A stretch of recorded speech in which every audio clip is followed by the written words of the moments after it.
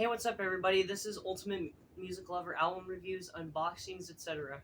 So, I am refilming this video, and I've already broke the seal on the box, but I haven't opened the record yet. Anyways, so I'm filming from outside. Um, so sorry, I just spaced out because I already said everything I said in the previous video, and now I have to restate it. So, the vinyl LP UK import of The Cure 17 Seconds actually sounds pretty amazing, and I recommend going and getting a copy because it's one of those newer reissues that I just got recently that actually sounds amazing. So, it's a very fantastic record. If you haven't got it yet, go get it because it's just capiche. It's great. Unfortunately, my copy of Siamese Dream is not in the best condition, so I don't know if you remember from the previous unboxing, but there were some factory deposits on the record. There were spots on the record that looked like sticky, gunky stuff that wouldn't come off. I've cleaned the first record several times, and no luck. And at the beginning, at the end of Quiet, there's a couple of pits in the vinyl, so there's like spots where like a chunk of the vinyl got pulled out, and so it loops at those spots. I've tried to make them not loop, but no luck. And then, particularly during the song Hummer, it just loops a bunch of times because of that factory deposit. So, what sucks is I spent $88 on that record and was hoping that it would play, but I just couldn't listen to the album after that because I was just like, forget this. So I contacted the seller on eBay to see what they said, and I sent them pictures showing the condition it was in. So I don't know if they're going to give me a refund since the item arrived in already sealed condition, so the seal wasn't broken. But I don't know, we'll just have to see. I hope they give me a refund for it because I want to get that album. Siamese Dream might not be my favorite Smashing Pumpkins album, but I'm an album guy. I like to listen to albums in order, and I already have all 5 cassettes, or yeah, all 5 available studio album cassettes by Smashing Pumpkins, but I don't have the 4 vinyl LP reissues yet, so I mean, I got all 4, but Siamese Dream not being in the best condition, that means I have to re-get it. So I hope that the seller sends me that refund. Anyways, now we're looking at the already open box since I had to refilm this video. So it came in a record mailer that came in another box, so the seller definitely packaged this well. I care about good packaging myself, so whenever I sell items. So the fact that the seller put some time and effort into making sure that this record arrived to me safely is splendid.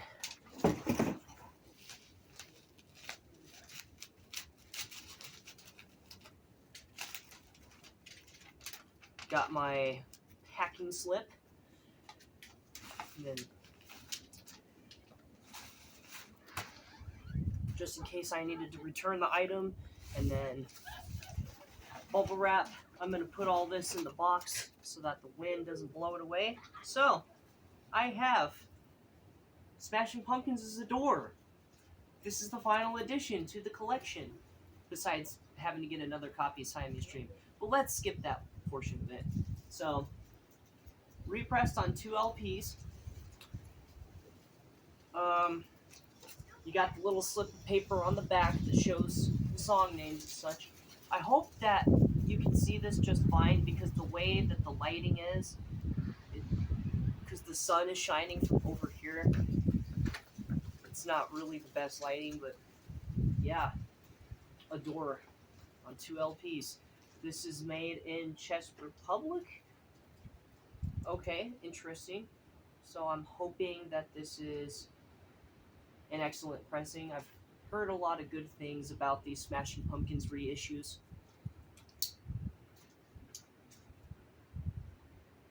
So carefully opening this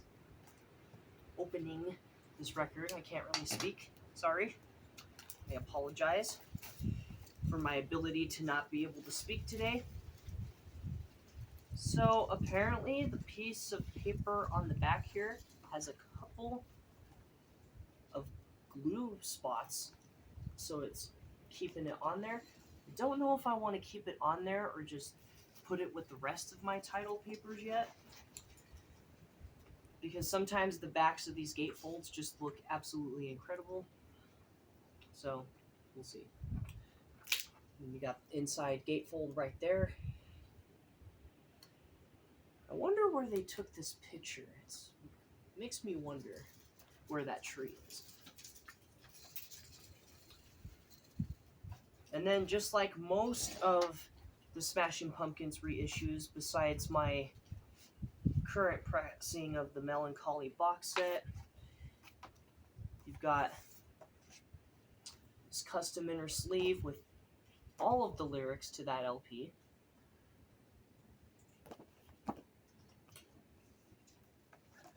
And then you got the actual LP itself, but by the looks of it, this LP comes in a paper sleeve, which I don't know why they would put LPs in paper sleeves. That's the thing that really gets me about this new day and age. But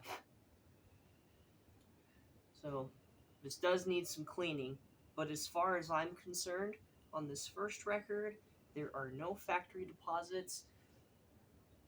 So you got labeled, you got side A and side B. So since I'm outside, I'll put it back in the paper sleeve for now, but I am going to change it to a better sleeve later. And by the looks of it, all of the lyrics to the album are on this sleeve, which is very interesting, because you would think that the lyrics for just that one LP, like I was saying earlier, I was like, you got the lyrics to the one LP. Apparently, you got all the lyrics on the same sheet. Yeah, no, please get in there. I'm filming this outside, so I got limited room for things. So there we go. Now the record's in there. Now we just got to get the sleeve in there. I'll just leave the sleeve out for now, and then pull out the other record in the other sleeve. So the other custom printed inner sleeve, it's got a picture on the back, and then it's got all the song credits.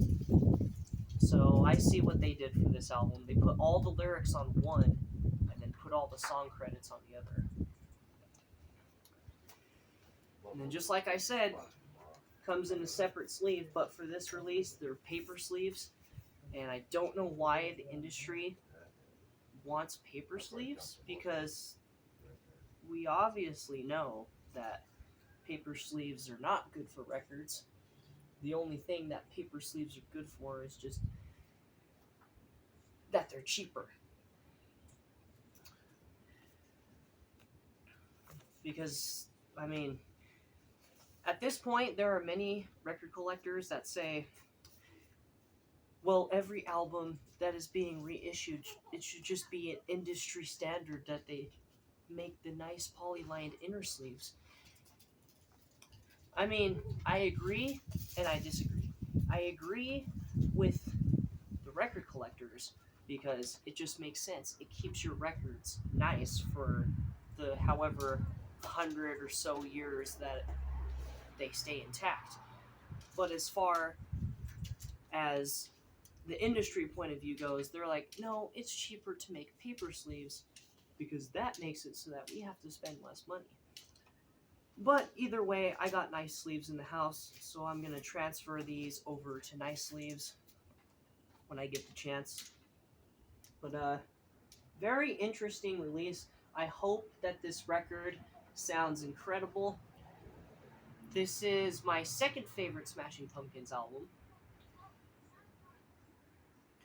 Uh, my favorite, obviously, as you can tell from previous videos, being Melancholy and the Infinite Sadness. But Adore is my second favorite album. I swear that the two go hand in hand. So, without further ado, I'm going to do a quick overview of the songs, do an album review on The Smashing Pumpkins' Adore. So, this particular cover was on the original 1998 mono LP release. And instead of having a door here in the bottom corner and a Smashing Pumpkins hype sticker on the shrink wrap, you have nothing on the shrink wrap and you don't have a door here in the corner. So, and now that I've thought about it, I am going to take this piece of paper off. I'm not going to try and take the tape off of it because I just think it's tape, it's not glue. I'm just going to fold the tape over because I'm afraid that if I try to rip the tape off, then I'm just going to rip the paper. So that's the paper. And then I decided to take it off because this is the back of the cover, and I love the back of the cover of Adore. So, let's go track by track for this album. So, To Sheila. This is one of my favorite songs on the album. It's got a very nice atmosphere to it. It's a totally relatable song, too. When you feel like you found that one person that you really, truly feel like that they're the only one that you could be with for the rest of your life, and the person that makes you actually feel feelings rather than just pretending, then you come to a conclusion that that person makes you real, that person makes you who you are, and you've built your life around that person. Ava Adore. This is a good song. The only thing about Ava Adore that really gets me is just the lyric composition. I mean, there's a couple of spots, but the whole "we must never be apart" thing is definitely relatable. So, it's a good song and it's relatable. It's just not as good as To Sheila, dare say. So, To Sheila would be 5 out of 5. Ava Adore is more like 4 out of 5. It's still a good song, it's just not my kind of feel. Perfect, 5 out of 5. This is a great track. I feel like this is like I've seen the music video and I think back to 1979 because I've seen the music video for 1979 and for Perfect, and the way that Billy Corgan tried to make it to where the kids from 1979 are all grown up and they all have families and some are still out and about friggin' drinking with all their friends and doing drugs and such, and then others are just married and they have children. When I've kind of connect the songs in a way, but not because I watched the music videos. So I watched the music videos and was like, okay, I could see how 1979 and Perfect are kind of the same song. Like Perfect is like 20 years in 1999, like after 1979. But as far as I'm concerned,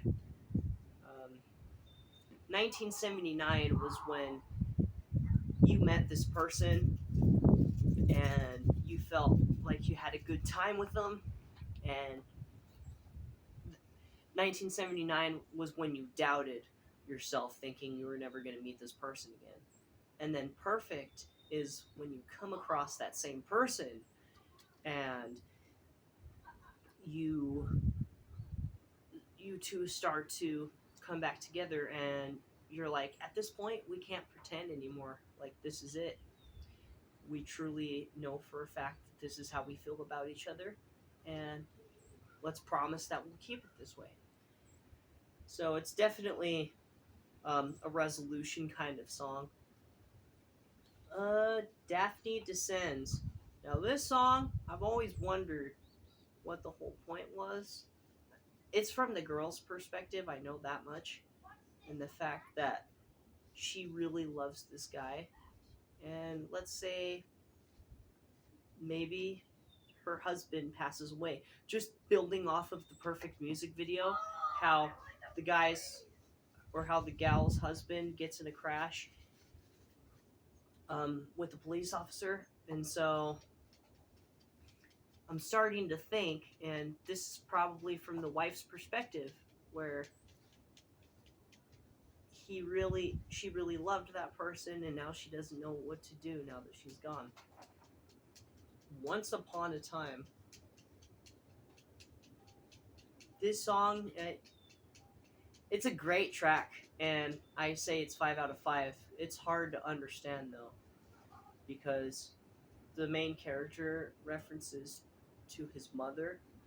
So I think it's just the fact that he wants to have a great life with his new family that he's starting, and because he's totally doubtful, he looks to his mother for solutions rather than like building off of his own perspective. So not sure about what Once Upon a Time's all about, but it's a good track. Tear I feel like is just a build off of Once Upon a Time. Tear is honestly a filler track. It's good, but it could go without. So that's more like a 3 out of 5 because it's just a build off of the song. Crestfallen. Now this is when,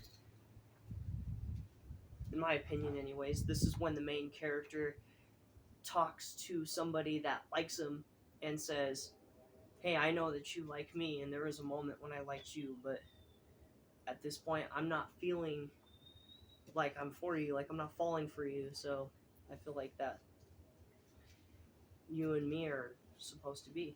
So again, not sure what the whole message is about because I've only been listening to this album for a month, like so on and so on. I haven't been listening to it constantly, so I can't build a formulated opinion on it.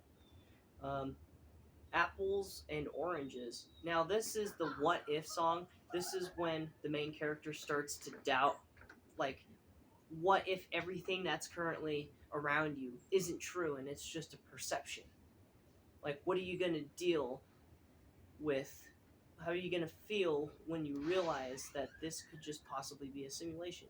So it's a Matrix kind of song. Like, it's building off of the concept of the Matrix. Like, what if everything that you dreamed about or everything that you perceive is not what it turns out to be? And what if it's the complete opposite? And so that ends side 1 on the cassette or LP 1. Pug. Now I got a YouTube comment once that this song was kind of like a love vibe, and I'll have to agree with the comment. I'm not sure who commented on it, but the whole line, "Inside where it's warm, wrap myself in you, outside where I'm torn."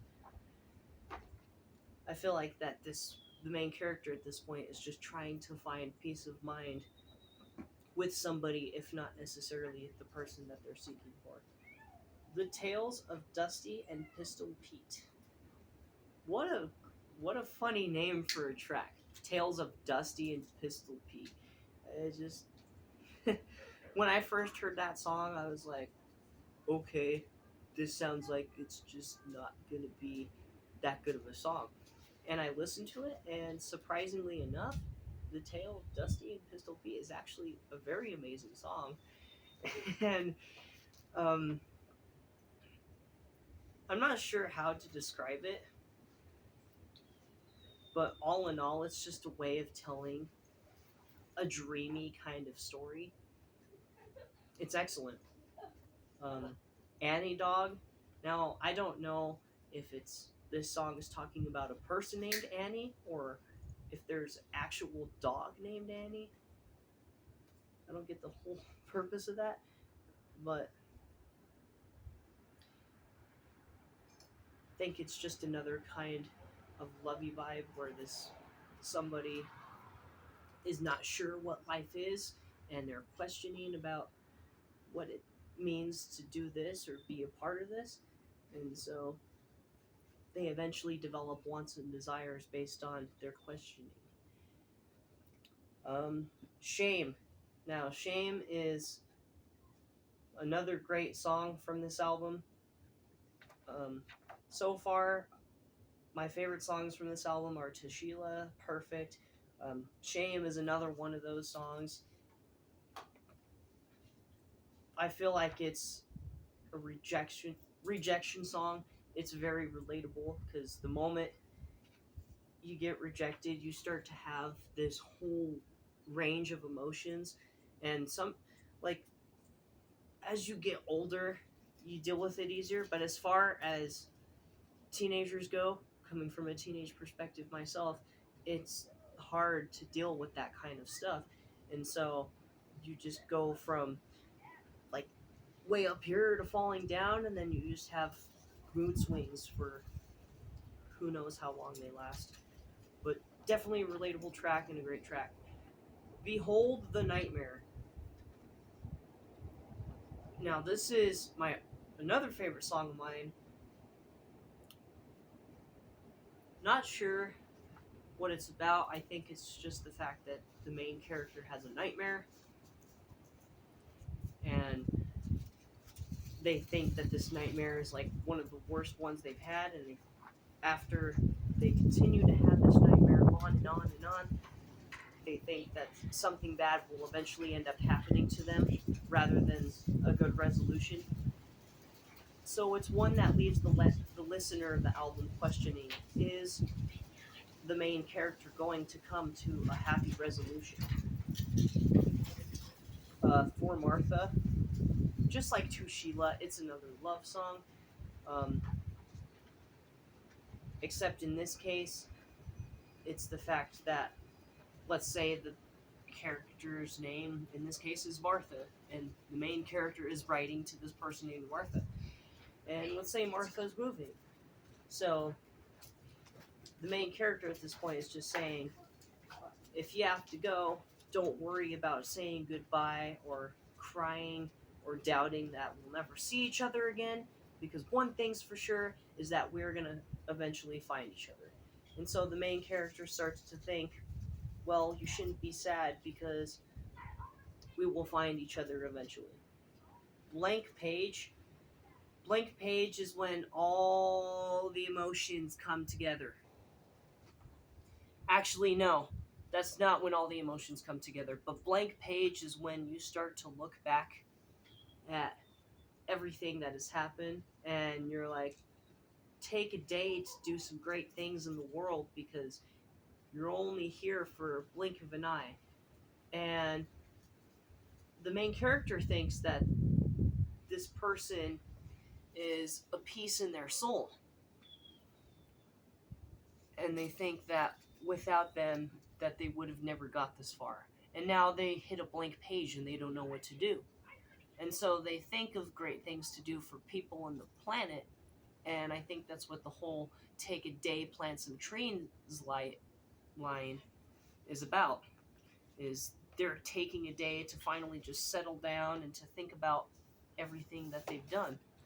Now I'm going to go to the lyric sheet to read what 17 is about, because 17 is just amazing. So there's the Cure album 17 Seconds, which is a great album, but 17, the song on this album that's only 17 seconds long, this is what it says on the lyric sheet. 17 seconds of compassion, 17 seconds of peace, 17 seconds to remember love is the energy behind which all is created, 17 seconds to remember all that is good, 17 seconds to forget all your hurt and pain, 17 seconds of faith, 17 seconds to trust you again, 17 seconds of radiance, 17 seconds to send a prayer up. 17 seconds is all you really need. This is definitely one of those songs. Now, 17 is when all of the freaking emotions just come together. You're feeling hate, fear, disgust, love, sadness, happiness, um, rage, lust, friggin' peace, and everything just crashes together within like the first few seconds. And then as time goes on, you remember that life is amazing.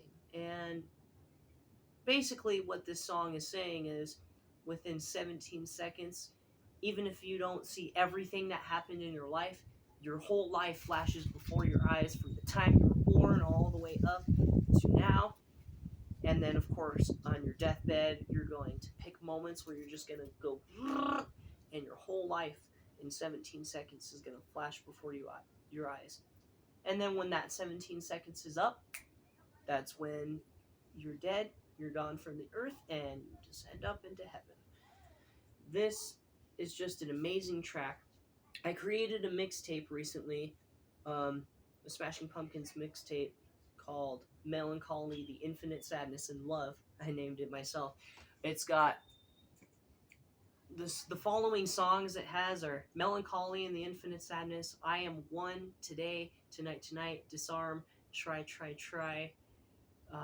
Sweet Sweet, Luna, Love, Cupid Deluxe, Galapagos on side A of the cassette. And then side B, I have Take Me Down, 1979, Stumbling, Stand Inside Your Love, 33, To Sheila, Perfect, Shame, Behold the Nightmare, Farewell and Good Night, and 17.